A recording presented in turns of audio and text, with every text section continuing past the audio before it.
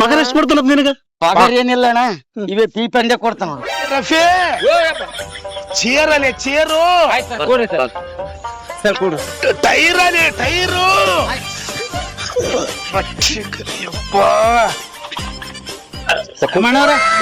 ಯಾಕೆ ಸಾಬ್ರು ಹಿಂಗ ಮೂಲಗತ್ತಾರ? ಮೂಲವ್ಯಾಧಿ ಆಗ್ಯದ್ರಿ, ಮೂಲವ್ಯಾಧಿ.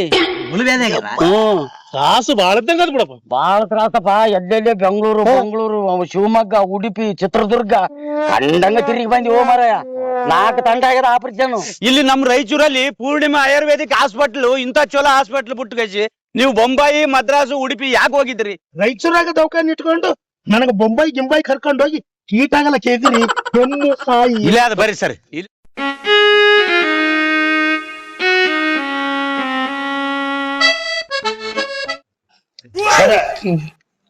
ಏಸ್ ಹಾಸ್ಪಿಟ್ಲ್ ಅವ ಕರ್ನಾಟಕ ತುಂಬಾ ಓಸ್ ಹಾಸ್ಪಿಟ್ಲ್ ತಿರ್ಗಿಬಿಟ್ಟಿನ್ ಸರ್.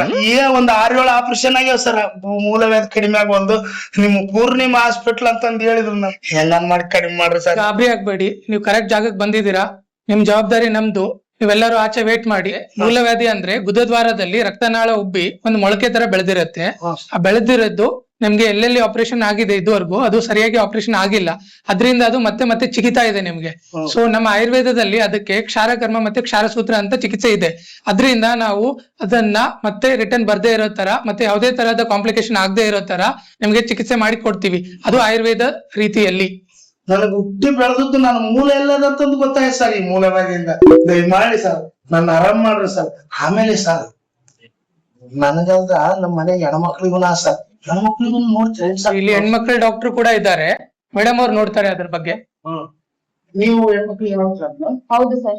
ಹೆಣ್ಣು ಮಕ್ಕಳಿಗೆ ಯಾವ್ದಾದ್ರು ಪ್ರಾಬ್ಲಮ್ ಇರ್ಲಿ, ಏನೇ ಸಂಕೋಚ ಇಲ್ಲದೆ ನನ್ನ ಹತ್ರ ಬಂದು ತೋರಿಸ್ಕೊಳ್ಳಿ. ಓಕೆ, 100% ಕ್ಯೂರ್ ಆಗುತ್ತೆ. ಟ್ರೀಟ್ಮೆಂಟ್ ಒಂದೇ ದಿನ, ಬಟ್ ಅದಕ್ಕೆ ಫಾಲೋ ಅಪ್ 3 ವಾರದವರೆಗೂ ಬೇಕಾಗುತ್ತೆ. ಪೂರ್ಣಿಮಾ ಹಾಸ್ಪಿಟ್ಲ್ ಬಂಗಾರದಂಗ ಇಲ್ಲೇ ಆದ ಮಂತ್ರಾಲಯ ದಾರಿಗೆ ಸ್ಪೆಷಲಿಸ್ಟ್ ಡಾಕ್ಟರ್. ಸಣ್ಣ ಕೂಸಿಗೆ ಹೇಳಿದ ಹೆಂಗ್ ಹೇಳ್ತಾರಲ್ಲಿ.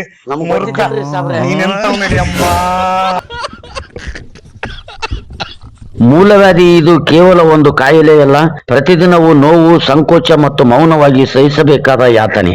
ನಿಮ್ಮ ಆರೋಗ್ಯ, ನಿಮ್ಮ ನಗು, ನಿಮ್ಮ ಕುಟುಂಬದ ಸಂತೋಷ ಇದೆಲ್ಲವೂ ಅಮೂಲ್ಯ. ಆಯುರ್ವೇದದೊಂದಿಗೆ ಹೊಸ ಬದುಕನ್ನು ಆರಂಭಿಸಿ. ಒಂದು ಸಲ ಭೇಟಿ ನೀಡಿ. ಪೂರ್ಣಿಮಾ ಆಯುರ್ವೇದ ಹಾಸ್ಪಿಟಲ್, ಮಂತ್ರಾಲಯ ರೋಡ್, ರಾಯಚೂರು.